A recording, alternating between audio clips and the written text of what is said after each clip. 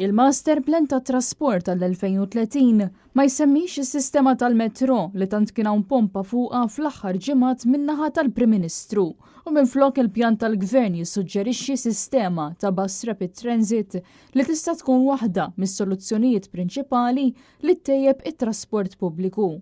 Il-pjan li tnieda għal konsultazzjoni pubblika fl-10 ta' Novembru se jgwida il-policies ta' trasport qasnin li ġejjin fit-toroq, fil-baħar u fl-ajru. U minkejja li l-Gvern riċentament qal li l-kumpanija internazzjonali Arup qed tikkonkludi studju fuq il-metro, il-Master Plan jgħid biss li Malta se tħares lejn tipi differenti ta' trasport effiċjenti u aħjar.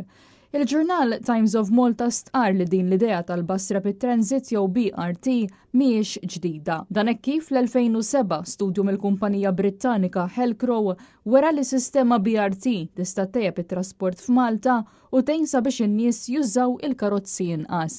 Il-pjan dak iż-żmien ma kienx ġie adottat. Intant it-Times fakret kif il-problema ta' traffiku f'Malta hija waħda allarmanti, tant li fl-2022 swit lil Malta madwar 400 miljun euro.